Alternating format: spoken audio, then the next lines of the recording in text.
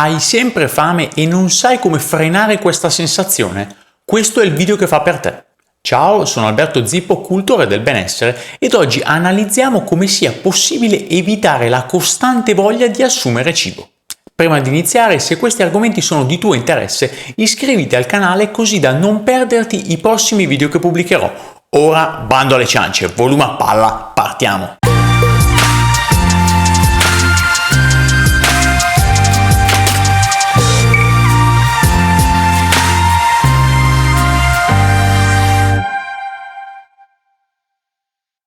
Avere frequentemente voglia di assumere cibo è una sensazione che attanaglia tante persone. Trascorse 2 o 3 ore dall'aver terminato un pasto, lo stomaco brontola e il cervello comunica che è arrivata l'ora di mangiare nuovamente. Nello specifico è l'ipotalamo, situato alla base del cranio, a gestire il meccanismo fame-sazietà. Poi vi sono altri elementi complementari che non abbiamo il tempo di analizzare oggi. Con un'alimentazione varia ed adeguata, il nostro organismo dovrebbe inviare un segnale di fame solamente in 2 condizioni: quando si è a digiuno da molto tempo, oppure se abbiamo consumato molta energia, magari dopo un allenamento intenso, di conseguenza il fabbisogno energetico è in deficit. In realtà, come dicevo all'inizio, sono molte le persone che lamentano una costante voglia di mangiare, anche se non si rivedono nelle 2 situazioni che ho appena citato. Per quale motivo? Perché il loro regime alimentare non copre completamente l'assunzione dei micronutrienti essenziali. In questo caso il corpo saggiamente invia un segnale di carenza. Ci chiede di introdurre dei micronutrienti che potremmo assumere quasi esclusivamente attraverso frutta e verdura. Il problema è che la maggior parte delle persone confonde quel segnale di fame come un abbuffiamoci di tutto, ricorrendo all'assunzione di alimenti scorretti per saziarsi. A breve vedremo di quali cibi sto parlando. Un altro fattore importante che ci tengo a segnalare è la differenza tra fame, dunque sazietà, ed appetito. La fame è la necessità di introdurre energia e micronutrienti quando siamo in grave carenza. Con un'alimentazione corretta ciò non dovrebbe capitare praticamente mai. In passato anche io soffrivo talvolta di questa problematica, fino a quando non ho cambiato il mio regime alimentare. Da quel momento non ho provato sensazione di fame nemmeno dopo aver digiunato per diverso tempo, anche inserendo un allenamento di media intensità.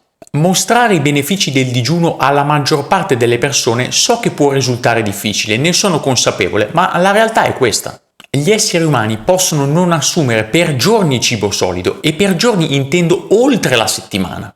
Tornando a noi, è la sensazione di appetito che spesso viene confusa per fame.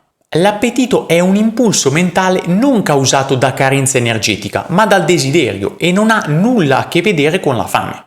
L'appetito coincide spesso con la fame nervosa, che è spesso generata da stress o altri fattori psicologici. Si ricorre frequentemente all'assunzione di cibo, ovviamente malsano, per sconfiggere noia, tristezza o rabbia. Sfido chiunque a dire che in queste situazioni si abbia voglia di mangiare una bella insalata o delle uova sode.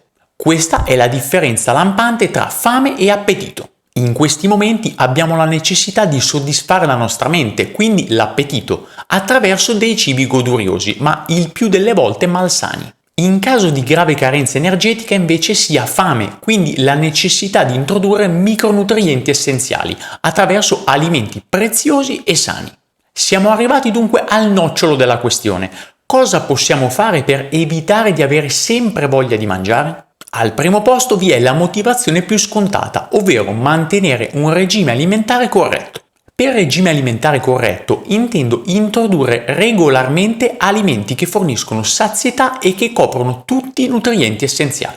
Sto parlando di frutta, verdura, frutta secca, ma anche carne, pesce e uova. È saggio assumere alimenti ricchi di grassi sani come il pesce azzurro e la frutta secca, ma anche olio extravergine d'oliva e avocado.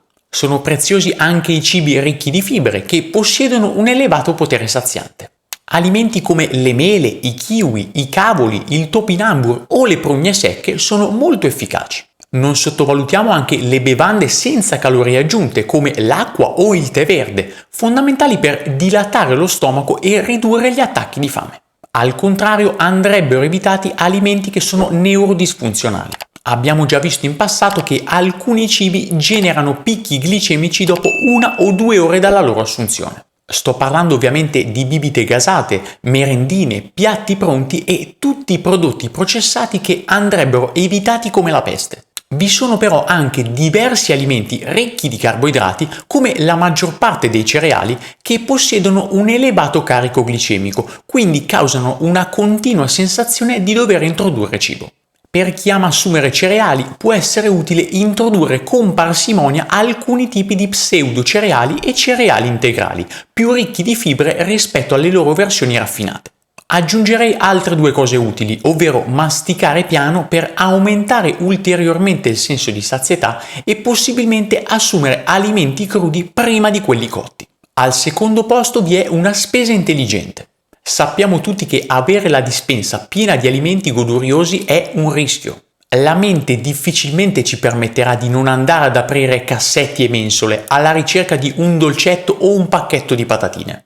Per questo motivo è fondamentale fare una spesa intelligente. Evitare le corsie del supermercato dove sono allocati i cibi malsani è necessario per ridurre al minimo le voglie alimentari.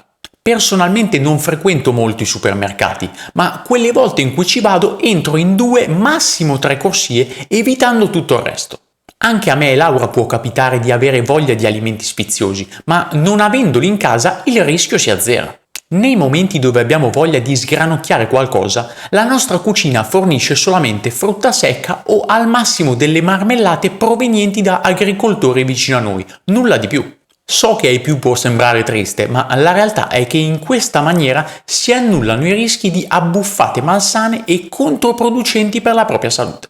Al terzo posto vi è il mangiare con concentrazione. Tante persone si mettono sul divano davanti alla TV con un pacchetto di biscotti o dei popcorn o dolciumi vari. Il problema che si genera è che, essendo concentrati su ciò che viene trasmesso, perdiamo il focus su ciò che stiamo mangiando. Fin quando una persona mangia un singolo biscotto c'è poco da poter dire, ma sappiamo tutti che in questa situazione al 99% si finirà tutto il pacchetto. Questo è ciò che dovremmo evitare. Di conseguenza, alimentarsi con concentrazione, dunque non facendo nient'altro in quel preciso momento, è fondamentale per evitare attacchi di fame futuri ed eventuali abbuffate. Al quarto posto vi è la gestione dello stress. Come accennato all'inizio, la voglia di mangiare è spesso fame nervosa, che è spesso generata dallo stress. Si ricorre frequentemente all'assunzione di cibo malsano per sconfiggere lo stress. È importante dunque, come dico sempre e allo sfinimento, evitare il più possibile relazioni tossiche e gestire lo stress al meglio. Allenarsi, praticare yoga o fare altre attività per distrarsi, come leggere dei libri, possono essere utili per ridurre la fame nervosa. Al quinto ed ultimo posto vi è il buon riposo. Assicurarsi di dormire almeno 7 o 8 ore per notte è utile anche per evitare attacchi di fame improvvisi. La letteratura scientifica è piena di indicazioni riguardanti questa tematica. Dormire poco è associato ad un aumento della grelina, l'ormone che regola l'appetito.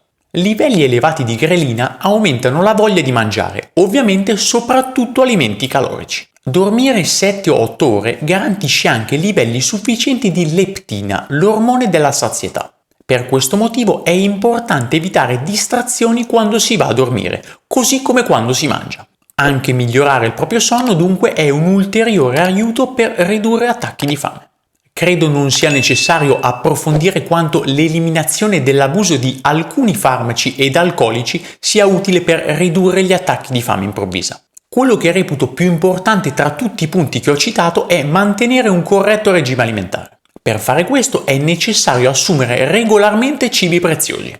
Ne ho analizzati 5 in questo contenuto che ti consiglio vivamente di guardare. Spero di esserti stato d'aiuto anche oggi e ci vediamo al prossimo video.